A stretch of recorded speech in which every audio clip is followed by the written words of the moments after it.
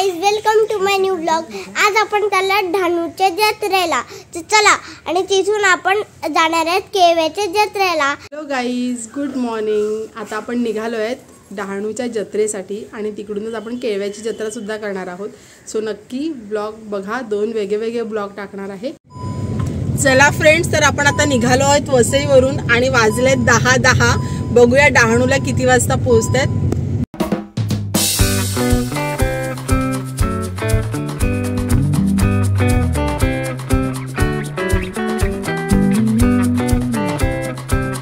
घरून नाश्ता करून निघालो होतो, त्यामुळे कुठे स्टे न घेता फक्त हायवेला पेट्रोल भरायला थांबलो। त्यानंतर निघालो ते सुसाट डहाणू।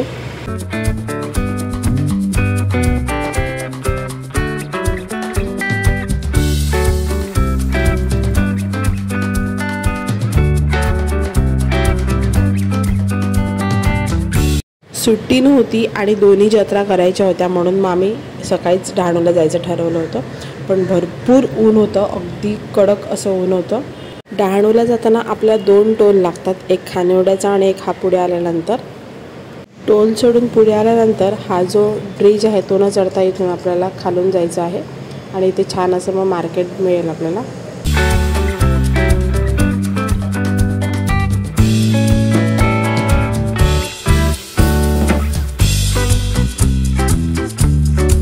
इथून 2 रस्ते जात होते, एक बोर्डीला जातो आणि एक डहाणूच्या महालक्ष्मीच्या देवळाजवळ जातो। तर आम्ही कन्फ्यूज होते म्हणून आम्ही इथे थांबलो होतो।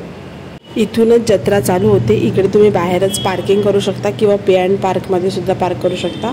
पे अँड पार्कचे चार्जेस होते 100 रुपीज, 100 रुपये, आणि तुम्ही पूर्ण दिवस पार्क करू शकता, म्हणून आम्ही पे अँड पार्कमध्येच पार्क केलं। तिकडे गाडी सेफ राहते।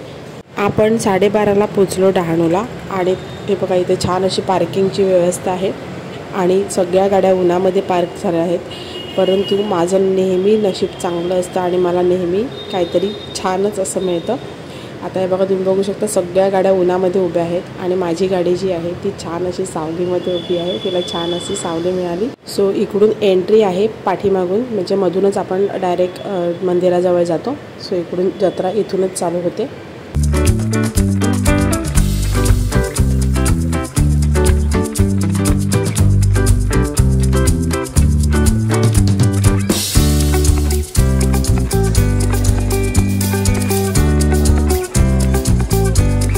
वीकेंडला गेल्यामुळे खूप जास्त गर्दी होती। इथे दिसत आहे ही पहिली लाईन आहे आणि अशा खूप साऱ्या लाईन्स पार करून आपल्याला जायचं होतं। हे बघा, आपण आता पहिल्या लाईनमध्ये आहोत। त्यानंतर ही दुसरी लाईन आहे, इथे सुद्धा खूप सारी गर्दी आहे आणि गरमीमुळे खूप हैराण झालेला जीव। ती लाईन पार करून इथे पुढे आलो की इथे फॅन होते आणि ही अजून तिसरी लाईन आहे। आता इकडून आपण क्रॉस करून गेल्यानंतर खाली पायऱ्या उतरून जायचं होतं आणि इथे सुद्धा पुन्हा एक भली मोठी लाईन बनवली होती। ह्या सर्व लाईन पार करून येण्यासाठी बरोबर 1 तास लागला। त्यानंतर आपण मंदिरात जाऊन दर्शन घेतलं।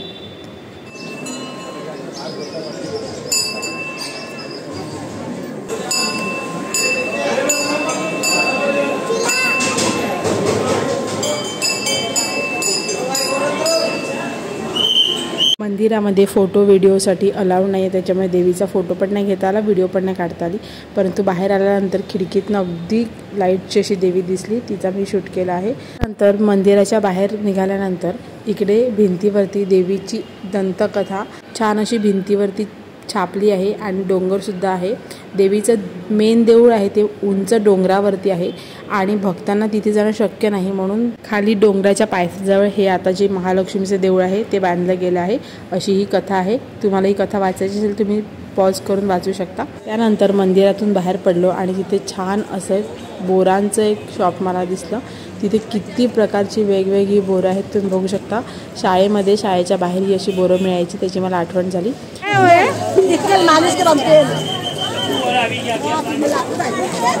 नाही, नको नको, विचारते फक्त काय मालिश करायला आपला हात पाय दुखते, कंबर दुखते, आपल्या तेलाचा जरा गरम करायचा आणि लावायचा। ओके, कशापासून बनलंय ते? कशापासून बनलेलं आहे? झाड ते झाड मिल तेल काढते। ओके, त्या काकी काहीतरी हिरवा मेणासारखा पदार्थ घेऊन विकायला बसल्या होत्या. मी त्यांना विचारलं काय आहे, तर ते म्हणाल्या की जर आपल्या बॉडीचा कुठला पार्ट दुखत असेल त्यासाठी तेलामध्ये मिक्स करून ते लावल्यानंतर रिलीफ मिळतो. कुठल्या तरी झाडाचा चीक असतो तो. मंदिराच्या बाजूनेच पुढे चालत गेल्यानंतर इकडे तुम्हाला सुक्या मच्छीचं मार्केट मिळतं आणि तिकडूनच तुम्ही जर पुढे चालत गेलात तर तिकडे तुम्हाला मटण आणि चिकनची शॉप मिळतात. त्याचप्रमाणे लोखंडी वस्तूसुद्धा मोठ्या प्रमाणात तुम्हाला या बाजारामध्ये मिळतील.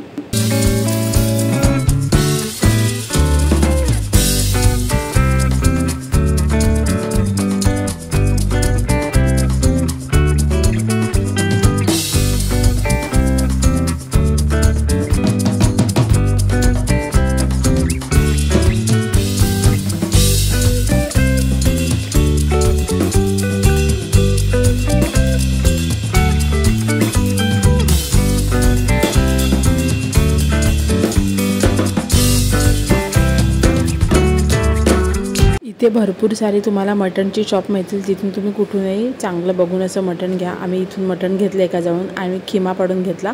इथे हा खिमा जो आहे तो मशीनमध्ये सुद्धा पाडून घेऊया आणि असं डायरेक्ट हाताने सुद्धा पाडून देत आहेत. त्यानंतर तिकडेच तुम्ही तिथूनच मटण घेऊन तिथेच तुम्हाला बनवूनसुद्धा दिलं जातं. तुम्हाला कुठल्या प्रकारचं पाहिजे त्या प्रकारचं तुम्ही बनवून घेऊ शकता. आता आम्ही खिमा घेतलेला म्हणून हा आम्ही छान असा त्याचे मुटके म्हणतात ते मुटके बनवून घेतले आणि त्या तिकडच्या ज्या असतात बनवणाऱ्या काकी त्यानेच ते त्यांच्याकडे सगळे मसाले असतात त्याच्यातलेच टाकून छान असं बनवून दिलं. तुम्हाला इथे रस्सा पाहिजे तर रस्सासुद्धा बनवून दिला जातो आणि छान कोळशावर चुलीवर असं बनवतात आणि त्यासाठी खूप प्रसिद्ध आहे ही डहाणूची जत्रा. खूप यम्मी मटण मिळतं इकडे आणि हे जे बनवतात ते पण खूप चविष्ट असतं. ह्याची रेसिपी म्हणाल तर खिमा घ्यायचा, त्यामध्ये आलं लसूण मिरची कोथिंबीरीचं वाटण, गरम मसाला, लाल तिखट आणि हळद आणि चवीनुसार मीठ टाकून मिक्स करून घ्यायचं आहे आणि नंतर त्याचे गोळे करून ते शिगेला लावून घेतात आणि त्यानंतर कोळशावरती छान असे भाजून देतात मंद कोळशावरती. त्यामुळे ते छान शिजतं आणि चविष्ट लागतं. गरमागरम कोळशावरती बनवलेले चविष्ट हे खिम्याचे मुटके बनवून तयार आहेत. अप्रतिम लागतात. नक्की तुम्ही कधी ट्राय नसेल केलं तर नक्की नेक्स्ट इयर जाऊन डहाणूच्या जत्रेमध्ये ट्राय करा. खूप चविष्ट लागतात. आणि डहाणूच्या जत्रेमध्ये तुम्ही जर इथे मटण चिकनचा आस्वाद घेतला असेल तर प्लीज कमेंट करून सांगा. म्हणजे जे लोक आपला व्हिडिओ बघत आहेत त्यांनी ह्याचा अनुभव जर नसेल घेतला तर ते सुद्धा नेक्स्ट इयर जाऊन नक्की अनुभव घेतील. परत आला तर हो येऊ यायचं परतच ते सांगतो का शेवटच्या दिवशी येऊ. खाल्ल्यानंतर आम्ही लगेचच निघालो कारण आम्हाला जायचं होतं केळव्याला. केळव्याची सुद्धा जत्रा होती आणि 3 दिवसाची होती.